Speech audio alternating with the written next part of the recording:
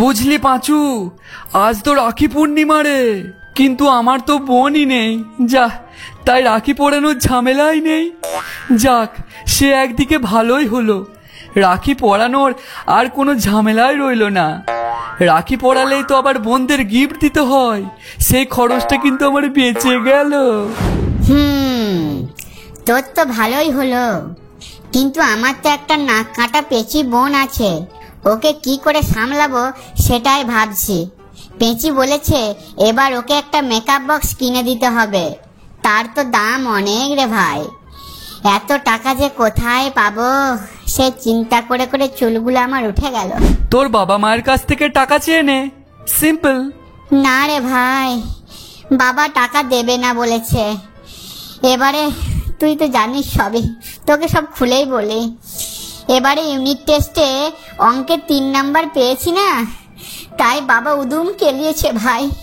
বলেছে তোকে 2 বেলা খেতে দিই এই অনেক, কোনো এক্সট্রা খরচা তোর পেছনে আমি করব না। বল ভাই কেমন লাগে? কি রে বিটকেল আর পাঁচু, দুইজনে মিলে কি রাজাউজির মারছিস? ক্লাসে এখনই ম্যাডাম আসবে তো, সে খেয়াল আছে? এই তো জো, তুই যা তো, সারাদিন শুধু পড়া আর পড়া, পড়ার বাইরেও একটা লাইফ আছে, তুই কি জানিস সেটা? পাঁচু কত টেনশনের মধ্যে আছে সে খবর রাখিস? ওর বাড়ি থেকে একটা পয়সা ওকে দেয় না, বেচারি এবার ওর বোনের জন্য গিফট কিনতে চাইছে, কিন্তু পারছে না শুধু টাকার অভাবে। ভাব কত কষ্টে আছে বেচারি। সে কি রে পাঁচু, তোর গিফটের দাম কত?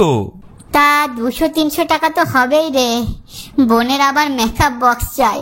কিন্তু এবার ইউনিট টেস্টে পাঁচু অঙ্কের 3 নাম্বার পেয়েছে, তাই ওর বাবা ওকে টাকা দেবে না বলেছে। এর জন্যই আমি ভাবছি একটা ছাত্র আন্দোলন করব, মোমবাতি মিছিল বের করব, আমি এর একটা প্রতিকার করবই। চুপ বিটকেল, আমার মাথায় একটা আইডিয়া এসেছে। প্ল্যান মাফিক যদি কাজ করিস তাহলে কিন্তু কেল্লা ফতে। শোন আমার প্ল্যানটা।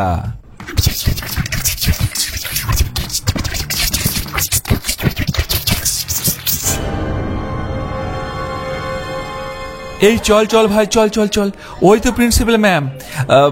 যা যা পাঁচু যা, অভিনয়টা চরম লেভেলের করবি, যেন মনে হয় সত্যি তোর দাদু হাসপাতালে ভর্তি আছে। বেস্ট অফ লাক ভাই, চল চল চল চল। May I come in ma'am? এসো এসো, বলো পাঁচু, আবার কি দুষ্টুমি করেছো? ম্যাম দুষ্টুমি তো কিছুই করিনি ম্যাম, আমি তো খুব ভালো ছেলে ম্যাম। আসলে ভীষণ একটা প্রবলেমে পড়ে আপনার কাছে এসেছি, খুব ভীষণ প্রবলেম, খুব বিপদ ম্যাম, খুব বিপদ। এই কি হয়েছে? কিছু কি বিপদ বাঁধালে আবার? তোমার শরীর ঠিক আছে তো? পেটে ব্যথা হচ্ছে না তো পাঁচু? না না, মানে ম্যাম ওসব কিছু না।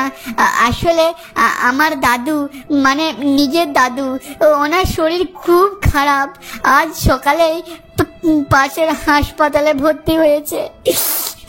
দাদুর জন্য আমার মন খুব খারাপ লাগছে, তাই ভাবছিলাম দাদুকে এখন একবার যদি দেখে আসি। আহারে, দাদুকে দেখতে মন চাইছে তো যাও দেখে এসো, আমি তোমাকে পারমিশন দিলাম। লক্ষ্মী ছেলে, ঠিক টাইম মতো ফিরে আসবে। কিন্তু ম্যাম আমার কাছে তো ওই হাসপাতালে যাওয়ার মতো অত টাকা নেই। কত টাকা লাগবে তোমার? ট্যাক্সি ভাড়ার জন্য 100-2 টাকা দিলেই হবে ম্যাম। এ কি রে পাঁচু, কি হলো তোর? ম্যামের সামনে দাঁড়িয়ে আছিস কেন? আবার কাঁদছিস কেন রে? কি হলো? আসলে ওর দাদু হাসপাতালে ভর্তি, তাই ওকে দেখা করতে যেতে দিলাম, কিন্তু ওর কাছে টাকা নেই, তাই আমি 200 টাকা দিচ্ছি ওকে। সে কি রে পাঁচু, এই তো 2 দিন আগে তুই বলেছিলি তোর দাদু ব্যাঙ্গালোর হাসপাতালে ভর্তি হতে যাচ্ছে, তাই তুই তোর দাদুর সাথে দেখা করার জন্য আমার থেকে তো হাফ পিরিয়ডে ছুটি নিয়েছিলি রে। এই 2 দিনের মধ্যে তো দাদু ব্যাঙ্গালোর চলেও গেল, আবার ফিরেও এলো। এ তো আজব ব্যাপার। কি বললেন হরিবাবু? আপনি এরকম বলছেন? তার মানে তুই মিথ্যা কথা বললি আমাকে পাঁচু? তবে রে ইমোশনাল ব্ল্যাকমেল করলি আমার সঙ্গে। হরিবাবু বেতের ছড়িটা একবার দেন তো। পাঁচুর বদমাইশির ভূত যদি আজ ওর ঘাড় থেকে না নামাতে পারি তাহলে আমি প্রিন্সিপাল ম্যাডাম নই। আমি কিছু করিনি, আমি মিথ্যা কথা বলিনি।